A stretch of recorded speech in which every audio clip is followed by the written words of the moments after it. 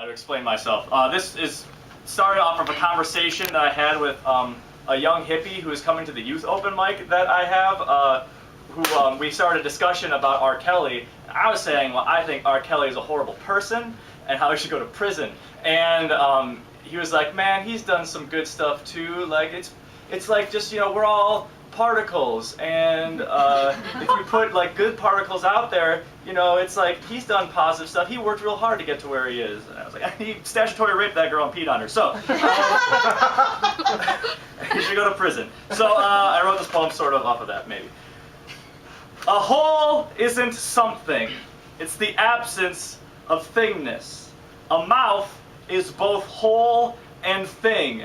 You can't stab a hole. You can't dip your pita chips into a shadow. The gossip isn't a thing, but I'd like to stab it. I'd like for R. Kelly and Charlie Sheen to go to jail, or street jail, or to be non-fatally stabbed. A young man told me that we are all the same energy, and that what those guys did is in the past. Those guys have done some really positive stuff too. You put out positive energy particles, then the universe will be more positive or something. I would like to stab those guys in the particles. This is acceptable since their particles are also my particles. A science textbook is a thing. A carbon footprint is not a thing. Individual personalities have been observed in firebugs. Brain matter in the tentacles of octopus suggest individual tentacles have personalities. The dinosaurs probably had some kind of self-awareness. They probably would not want to be oil. They would have unsophisticated opinions on globalization. They would not think video games about war were fun. They would probably fuck up your high score. The dinosaurs would be awesome at fucking up your whole outlook. The dinosaurs would like to share your energy in their lizard intestines. All the water on the earth has passed through their kidneys, it's been said. The dinosaurs were not given a fair shot at society. They would have had a woman president by now. Their cities would have been different. They're the birds, it's been said. They say pass on this one. They have footprints in museums. The dinosaur museums would still be stolen probably. Theft is our first school. Class field trip. I wonder what the dinosaur's white guy would have been. A white guy isn't a thing, but everyone else is. And so I'm going to read this poem, which was inspired by, sometimes people ask, like, oh, how do you remember so much about presidential trivia? And I have these completely awful mnemonic devices that I wrote a poem about called Facts About 7 U.S. Presidents I Still Somehow Remember in the Completely Awful Yet Surprisingly Effective Ways I Remembered them. So you will come home with facts from this reading. This is called, so number one. Franklin Pierce helped pass the Kansas-Nebraska Act, which rendered useless the Missouri Compromise, thus hastening the advent of the Civil War, right? So he's instrumental. It goes Pierce, Buchanan, Lincoln. So how did I remember this? I pictured someone saying, Franklin doth pierce the Missouri Compromise with his Kansas-Nebraska axe. There will be Civil War. Thank you. So take that home with you. Next, Andrew Johnson was the only Southern senator not to secede. And I remember that by someone saying, what? You aren't succeeding with us? Johnson, you're a dick. Johnson Dick. Thank you very much. Next, James A. Garfield was the last president born in a log cabin. And the way you can remember that is just picturing the cartoon cat Garfield in a log cabin. But it works! Yay, yes, he loves lasagna. Funny. Right, and loves being assassinated. See, that would have been worse, right? If I pictured someone assassinating Garfield, remember that he was... I'd be all right with that. Martin Van Buren's nickname was OK, which is how some people think we get the expression OK, because he would sign it OK on paperwork. It actually stands for Old Kinderhook, which is the neighborhood he grew up in, and I remembered that by remembering this phrase, if the Van Buren is a rockin', it's OK come a knockin'. Which doesn't make any sense. Implies that someone's having intercourse inside the Van Buren. Right, exactly. Being like, what's going on? Inside that human Yeah, president. I don't know. I have no idea. Okay, there's only 3 more left.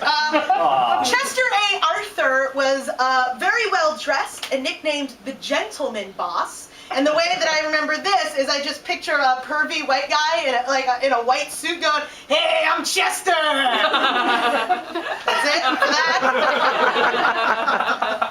Herbert Hoover was orphaned at the age of 9, and I remember that by thinking someone saying, "Both your parents are dead and you're 9?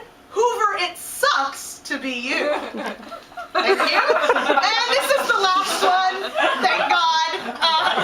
This kills at academic decathlons, but eat more ho-hos. This is Millard Fillmore married his teacher. And so the way to remember that is picture a teacher going, "Millard, I want to fill your brain with more knowledge." And he goes, "Good, because I want to fill your pussy with more cock." Please welcome up, Robbie Seasholtz. All right.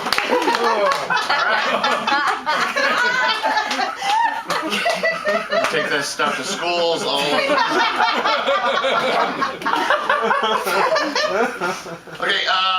This is thing. Okay. This is. I'm gonna read a bunch, so I'm gonna read them fast. Your power. Things I've always liked. Atari 2600, Corn Dogs, Spider-Man, the Crayola Crayon 64 box with built-in sharpener, Star Wars Episodes 4 through 6, The Flintstones, Nachos, Woody Allen, Mad Magazine, Viewmasters, my niece and nephews, Monty Python, dogs, especially Dachshunds, Fried Chicken, The Brady Bunch, Betty Page, Scrabble, Looney Tunes, Video Arcade, Santa Claus, Slurpees, Sesame Street, Planet of the Apes, McRib sandwiches, Star Trek, the original series, Wacky Packages, Oreos, flea markets, my mom and dad, t-shirts with obscure cartoon characters on them, going to the movies, Big Boy, Giant Monsters, Mego action figures, UFOs, Richie Rich, Christmas music, 8-tracks, Polaroid pictures, sweater weather, comic book conventions, breakfast, Legos, girly drinks with umbrellas and fruit in them, TV theme songs, salad bars, Mammoth's House, Sunday comics, Cristin O'Keefe, Aptowicz, Poetry Slam, and the beautiful city of Chicago, which is cold all the fucking time. This is called Wheel Life. Oh, I should say this. So Cristin got the residency at the University of Pennsylvania, and I got dick. I got shit. I got nothing. I got a free place to live for a year, and I thought I'd get a job by now, but fuck it, I'm 40 and unemployable. So instead of killing myself, I'm writing my memoirs. There's one or the other. Yeah, there's one or the other. So this is the book is called American Buckeye, mainly because we had a book on white blood. God damn. Good things about America. They asked us to write sincere poetry about, like, you know, where you're from, what your hometown. So I wrote a poem called American Buckeye, and I'm like, aha, genius, boom. Yeah, I looked up my city on Wikipedia. It's 96% white. I just thought that was an interesting fact. But it also turns out we're also one of the nation's largest test markets. So I was eating like McPizza and McRibs and like Your breakfast pizzas. Oh yeah, they have breakfast pizzas that Domino's would deliver to your door with a box of coffee and a USA Today. The crazy thing is like if you wanted a breakfast pizza, you'd put a sign that said breakfast pizza on your door. And they would drive around. Oh, there's a breakfast pizza customer. County, Ohio. Could we do that now, do you think, in Chicago? Could. Okay, so here we go. This is so these are just a bunch of shit about me growing up and stuff. This is called Wheel Life. Tricycle, my first set of wheels. Later I gave it to a Filipino girl named Susu to prove my love for her. Then my mom and her mom got to work out the terms of what I had foolishly done in the name of love. Metal racing car, this beauty had push pedals and was indestructible. Green wooden wagon, was later partially eaten by our first dog, Bootsy. What kind of dog eats wood? Huffy green machine, fuck a big wheel. The green machine had skid power. So did my underpants. Because when this sweet ride came into my life, the neighborhood kids literally fought each other over the Harley Davidson of the preschool set. Two-wheel bike, it looked like a motorcycle so I could play chips with the other kids. It was tricked out with a siren and a walkie-talkie speaker thingy on the handlebars plus a bitchin' banana seat. Red 10-speed, this bike made all the other bikes baby bikes. I was always paranoid someone was going to steal it, and then someone did. Oh well. I also remember having to wrap the handlebars with grip tape all the time, and the chain falling off all the time whenever you switch gears. Why did anybody need 10 gears? I remember the 10th gear being next to impossible to pedal. Also, you couldn't wear jeans while riding one of these bikes, and your ass crack all wet in the rain. Still, everyone had one, so I had to have one too. Silver girly moped, next logical step for all suburban boys, the moped. You had to be 14 years old and had to get a license to drive one of the 35-mile-per-hour monsters. It taught us to save money for gas, and of course led to the formation of moped gangs. 2 days after I got my license, I got a ticket for running a stop sign, but boy did it make my paper route go by so much faster. I would literally drive up to people's doors on Sunday morning. Okay. 1978 Orange Buick. This is what I got to drive after a deal my dad made with someone at the Chevy plant for a VW bus fell through. Sometimes I think that my entire high school experience would have been completely different if I had that VW bus. I think I would have been more popular for my ability to transport large groups of people to the mall or sneak a bunch of people into the Captain Kidd drive-in, who knows. Maybe our stupid little punk rock band would have toured Ohio. Still, I lost my virginity in the 1978 Orange Buick, so it has a special place in my heart, leading to this poem, The First Time. It was in the back of my 1975 bright orange Buick. She took off her bra and said, "It's like opening a Christmas present, isn't it?" I said, "Yes." And then I found out she said the exact same thing to my friend Nick. I guess she was really into regifting.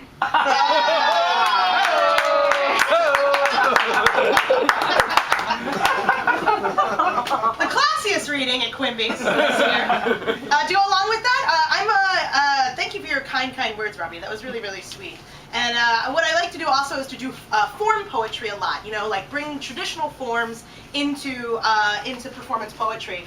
And in my book Hot Teen Slut, I was so bored while watching videos of sexual acts that I began counting the syllables of orgasms of men. And if it was 17 syllables, I would transcribe it.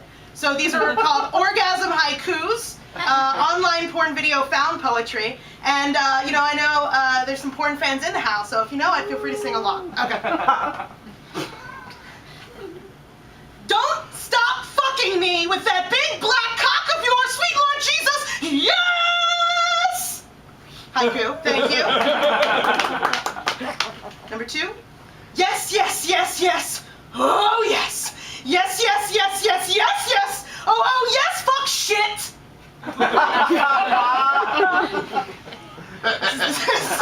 Third to last one.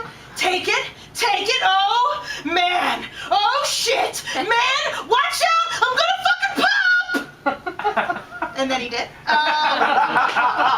Second to last one. This one was it was like my second to favorite one that I saw.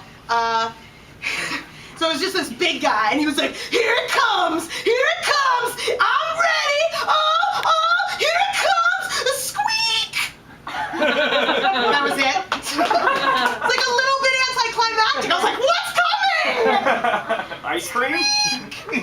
And this one, I'll have to say that he was really into it, and I think he was supposed to say the word fucker at the end, but he never got to it. So it's, oh, hell no! Come on! Hell